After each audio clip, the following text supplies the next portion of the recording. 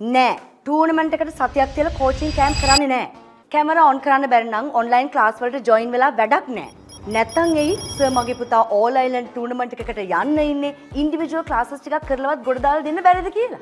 සතියෙන් චැම්පියන්ස්ලා හදන්න කියාගෙන. මේ වැඩේ හරියට ඔය කියන විදිහටම කරන්න පුළුවන් නම් විතරක්. දැම්ම මැසේජ් එකක් දාලා ජොයින් වෙන්න. කැමරා ඔන් කරන්න පුළුවන් වෙන්න ඕන.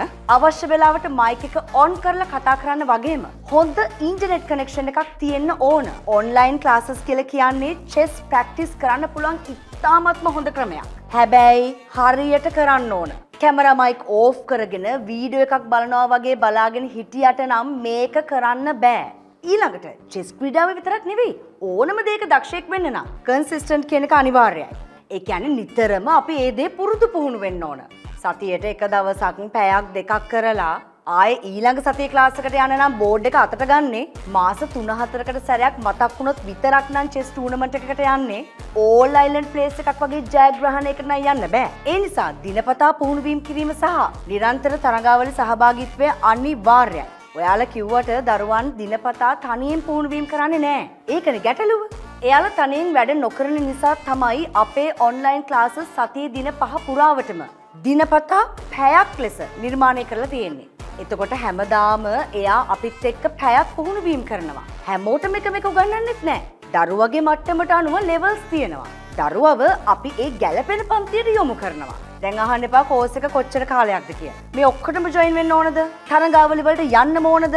දරුවා ප්ලේ කරන තාක් කල්ම අපි උගන්වනවා. සතියේ දින 5ම ප්‍රැක්ටිස් තියෙනවා. අඩුම දවස් 3ක්වත් ජොයින් වෙන්න ඕන. මෙච්චර කල් ක්ලාසස් ගියා වැඩක් උනේ නෑනේ. දැන්වත් හරියට පිළිවෙලට මේක කරමු. තරඟාවලි සහභාගීත්වය අනිවාර්යයි. අපි මොනවයි ගෙන්නුවත් වැඩක් නෑ. ඔයාලා දරුවව තරඟවලට සම්බන්ධ කරන්නේ නැත්නම්. අපේ දරුවන්ගේ ජයග්‍රහණ බලා ගන්න පුළුවන්. පේජ් එකේ පොඩ්ඩක් පල්ලෙහාට යන්න.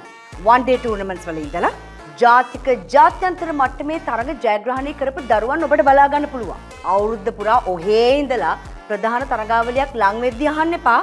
කෝචින් කැම්ප්ස් ඉන්ඩිවිජුවල් ක්ලාසස් ගැන. එහෙම සතියෙන් නැත්තම් කෝචින් කැම්ප් එකකින් චැම්පියන්ස්ලා හදන්න බෑ. මොකද දැන් ඉස්සර වගේ නෙවෙයි. මේ ස්පෝර්ට් එකේ තරඟකාරීත්වය වැඩි.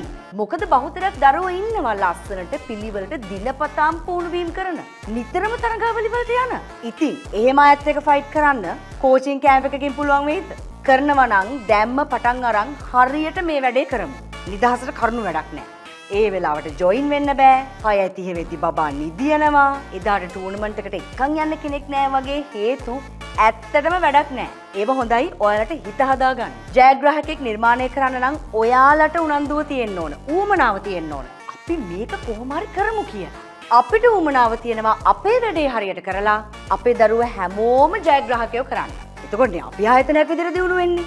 නමුත් ඔයාලට උනන්දුව තියෙන්න ඕන ඔයාලගේ දරුවෝ ජයග්‍රාහකයෙක් කරන්න. තවත් බල ඉන්න එපා. අපි මේක කොහොම හරි කරමු. දවසක් පරක් වෙනවා කියන්නේ අපරාධයක්. ඔයාලා නිකන් හිටියට අනිත් අය ප්‍රැක්ටිස් කරනවා. ඉතින් දැන්ම දාන්න අපිට WhatsApp message එකක්.